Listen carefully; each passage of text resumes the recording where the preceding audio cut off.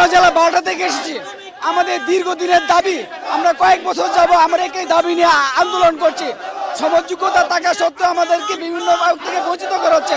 আমরা চাই আমাদের যোগ্যতা অনুযায়ী আমাদের 10ম গ্রেড বাস্তবায়ন করার জন্য।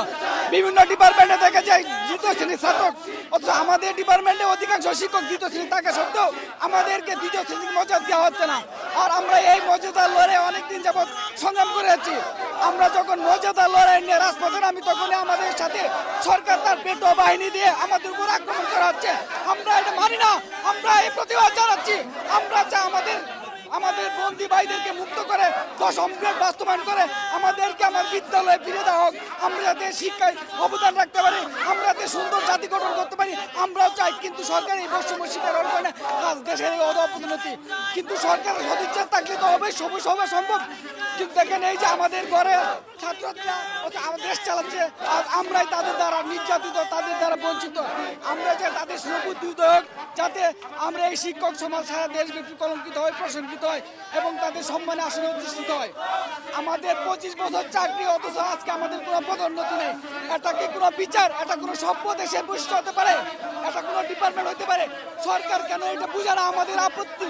সরকার কেন এটুকু বুঝতে চায় না যে 15 বছর 16 বছর চাকরি করার পরে একজন টিচার পদোন্নতি পাবে না? আমার 16 বছর চাকরি, অথচ আমি আমার টাইম স্কেল পাইনি। এটা কেন? এটা কোনো অবিচার? এটা আমাদের প্রতি যথেষ্ট অবিচার। 16 বছর চাকরি করার পরে 2টি টাইম স্কেল থাকার কথা, কিন্তু আমরা একটুও পাইনি। আমাদের অর্থ বিভাগ আমাদের সাথে বঞ্চনা করে বলছে এটা অর্থ পাওয়ার যোগ্য নয়, অথচ 2 বছর চাকরি করে আমাদের সমগ্র চাকরি করছে 3য় শ্রেণী। কিন্তু আমরা প্রতিবাদ জানাচ্ছি এই বৈষম্য দূর হোক। এই ইন্টিরিয়র গভর্নমেন্টের প্রতি আমার সুপারিশ, আমার শ্রদ্ধা, যেন আমাদের শিক্ষকদের সম্মান দিয়ে আমাদেরকে বিদ্যালয়মুখী করা হোক। আমাদের দাবি আদায় না হওয়া পর্যন্ত কর্মবিরতি চলবে। আমরা শিক্ষক, আমাদের ন্যায্য দাবি নিয়ে এসেছি। আমাদের যোগ্যতার কোনো ঘাটতি নাই, তাহলে আমরা কেন 3য় শ্রেণী? আমরা 1ম শ্রেণীর নাগরিক গড়ার কারিগর। আমরা কারিগর হয়ে কেন 3য় শ্রেণীর গিলানি নিয়ে বাঁচতে চাই? আমার শিক্ষকরা আজকে 3য় শ্রেণীর কর্মচারী, অথচ 14তম 17 18তম গ্রেড থেকে 10ম গ্রেড দেওয়া হচ্ছে। আর আমাদের বলা হচ্ছে আমাদের দাবি ন্যায্য নয়। আমরা কোন দিক থেকে ন্যায্য নাই? অনার্স মাস্টার্স পাস করে আজকে আমরা জাতিগণের কারিগর পেশায় এসেছি, কিন্তু শিক্ষক তার যোগ্য মর্যাদা না দেওয়ার কারণে, সরকার যাদের যোগ্যতা মর্যাদা না দেওয়ার কারণে এই শিক্ষক পেশা থেকে মেধাবী শিক্ষকরা অন্য পেশায় চলে যাচ্ছে। এখন পর্যন্ত সরকার পক্ষ থেকে আমাদের সাথে, আমাদের নেতৃবৃন্দের সাথে কোনো আলোচনা করেনি। সরকার পক্ষ আমাদের দাবি মেনে না নিলে আমরা আমরণ অনুসরণ করবো। আমাদের যে নেতারা আছে, 5জন আটক আছে, শিক্ষকরা অলরেডি আমরণ অনুসরণে বসে গেছে। তারা আদায় না হওয়া পর্যন্ত অনশন চালিয়ে যাবে। আমাদের দাবি মূলত সম্মানের দাবি।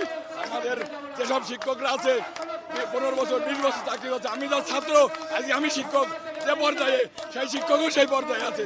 তাহলে এটা কেমন দেশ, কেমন বাংলাদেশে আমরা বাস করছি? কেমন বৈষম্য দূর হলো? বৈষম্যমুক্ত সরকার গঠন হলো, কিন্তু বৈষম্য কেন থেকে যাবে? আমরা চাই বৈষম্য দূর হোক। আমাদের বাংলাদেশে 66টি জেলা থেকে আমরা গত 30শে সেপ্টেম্বর আমরা কেন্দ্রীয় শহীদ মিনারে আমরা আন্দোলন করেছিলাম। তখন আমাদের তত্ত্বাবধায়ক সরকারের প্রধান উপদেষ্টার কাছে আমরা 10 জন প্রতিনিধি সেখানে গিয়ে সাক্ষাৎ করেছিলাম। সাক্ষাতে প্রধান উপদেষ্টার প্রতিনিধি বলেছিলেন আমাদের একটা দাবি তারা অবশ্যই মেনে নিবে, কিন্তু আজও পর্যন্ত তারা আমাদের দাবি মেনে নেয়নি। এই জন্য আমাদের ফিট এখন দেওয়ালের সাথে লেগে গেছে। আমরা হচ্ছি এই বাংলাদেশের মানুষ গড়ার কারিগর।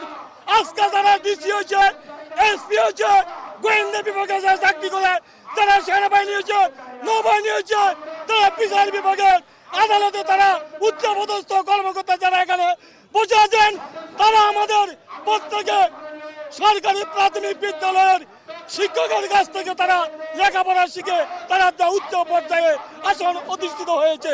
কিন্তু আমি চাই আমাদের 3টি দাবির পক্ষে আমাদের প্রধান উপদেষ্টা সহ অন্যান্য যারা আছে উপরস্থ কর্মকর্তা আমাদের দাবি মেনে নেবেন। প্রথম দাবি হচ্ছে আমাদের 10 বছর পূর্তিতে এবং 16 বছর পূর্তিতে 2টি টাইম স্কেল এবং সিলেকশন গেট, উচ্চতর গেট দিতে হবে। আরেকটি দাবি হচ্ছে আমাদের সহকারী প্রধান শিক্ষকদের শতভাগ পদোন্নতি দিতে হবে এবং আমাদের সর্বনিম্ন আমাদের সরকারি কর্মকর্তাদের বেতন হতে হবে সর্বনিম্ন 40,000 টাকা, নতুবা আমরা আমাদের বাড়ির থেকে পরিবারের কাছ থেকে আমরা বিদায় নিয়ে চলে এসেছি। আমরা আর কোনোদিন এই বাড়িতে আমরা ফিরবো না, আমরা বিদ্যালয়ে ফিরবো না। যতক্ষণ পর্যন্ত আমাদের দাবি সরকার মেনে না নেবেন ততক্ষণ পর্যন্ত আমরা এই শহীদ মিনার ছাড়বো না।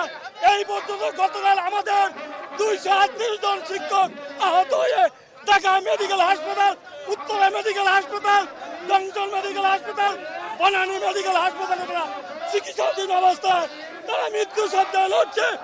আমরা তাদের সুস্থ কামনা করি এবং সরকার দ্বারা আজকের দিনের ভিতরে আমাদের দাবি মেনে নেয়। আর যদি কোনো কারণে আমাদের এই শিক্ষকদের দাবি মেনে না নেয় তাহলে অবরত আন্দোলন চলবে, আন্দোলন চালিয়ে দেবো, প্রয়োজন আমরা মৃত্যুবরণ করবো। আমরা জি, আমার পায়ে গ্রেনেডের পড়ছে, পা আঙ্গুল উঠে গেছে, মানে ডান পায়ের নখ সহ উঠে গেছে গতকালকে। আসলে আমার বলার কিছু নাই, কি বলবো। আমরা তো নিরস্ত্র, আমরা শিক্ষক, আমরা কোনো দলের না, কোনো সংগঠনের না, কোনো রাজনৈতিক দলের কোনো কেউ ব্যক্তি না। আমাদের একটাই সাধারণ পরিচয়, আমরা শিক্ষক। আসলে কি কারণে, কিসের জন্য আমাদের উপরে এরকম একটা বর্বরচিত, একটা কলঙ্কিত অধ্যায় রচিত হলো আমি জানি না, কিন্তু আমরা তো ছিলাম নিরস্ত্র। আমাদের উদ্দেশ্য ছিল একটাই, আমাদের 3টা দাবি নিয়ে আমরা এখানে এসেছি। প্রথম হয়েছে আমাদের 10ম গ্রেড আমাদের প্রাণের দাবি, দ্বিতীয়ত 10 বছর 16 বছর পূর্তিতে উচ্চতর গ্রেড প্রদান, এবং তৃতীয় হয়েছে শতভাগ বিভাগীয় শতভাগ পদোন্নতি। এই 3টা দাবি মূলত আমরা এখানে এসেছি। আমাদের আর কোনো উদ্দেশ্য ছিল না, আমরা সবাই শিক্ষক। কিন্তু আমরা আমাদের যাদের মানে হাতে খড়ি, আমাদের মাধ্যমেই যারা প্রাথমিক শিক্ষার মূল ভিত্তি, শিক্ষা জীবনের প্রথম স্তর যেটা মূল ভিত্তি, প্রাথমিক শিক্ষার যে বেস লাইন, সেখানে আমরাই মূলত আমাদের হাতে খড়ির মাধ্যমে আজকে বিসিএস ক্যাডার, ডক্টর, সরকারি উচ্চপদস্থ কর্মকর্তা আমরাই তৈরি করেছি। কিন্তু আমরা শিক্ষক হিসাবে আমরা যে গতকালকে যে প্রাপ্য জুলুমের শিকার হয়েছি, এটা আসলে বাড়িয়ে বলার কোনো অপেক্ষা রাখে না। এটা খুবই লজ্জিত, আমরা খুবই দুঃখিত। জাতির কাছে আমাদের প্রশ্ন এবং উপদেষ্টা মহোদয়, সরকারি বিভিন্ন উচ্চপদস্থ কর্মকারীর কাছে আমাদের একটাই অনুরোধ, আপনারা আমাদের দাবি যৌক্তিক কিনা সেটা আপনারা একটু খতিয়ে দেখবেন। আমরা কোনো অন্যায়, কোনো অযৌক্তিক দাবি নিয়ে আমরা এখানে আসিনি। আমাদের একটাই দাবি, আমাদেরা শিক্ষক কেন 3য় শ্রেণীর কর্মচারী হয়ে থাকবে? আসলে দক্ষিণ পূর্ব এশিয়ার বাংলাদেশের মতো এরকম কোনো কান্ট্রিতে নাই যে শিক্ষকরা এতটা নিষ্পেষিত, এতটা নির্যাতিত, এতটা অবহেলিত। প্রত্যেকটা দক্ষিণ এশিয়ার মধ্যে বাংলাদেশেই শিক্ষকদের সবচেয়ে অবমূল্যায়ন করা হয়, মানে শিক্ষকদের ভিন্ন চোখে দেখা হয়। আমি সরকার বাহাদুরের কাছে একটাই অনুরোধ, মাননীয় প্রধান উপদেষ্টা ডক্টর মোহাম্মদ ইউনূস, তিনি একজন শিক্ষক, তিনি মাননীয় উপদেষ্টা, তার কাছে আমাদের একটাই আকুল আবেদন, আপনি আমাদের শিক্ষকের প্রাণের দাবি যে 10ম গ্রেড, এই দাবিটা আপনি আমাদের মেনে নিন, আমাদের বাচ্চাদের কাছে আমাদের ফিরিয়ে দিন, আমরা তাদের যেন পড়াশোনার ক্ষতি না হয়।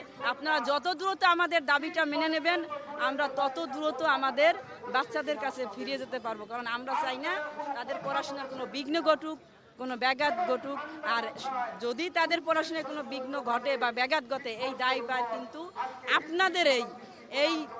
কিন্তু আপনাদেরই নিতে হবে, আমাদের শিক্ষকদের না।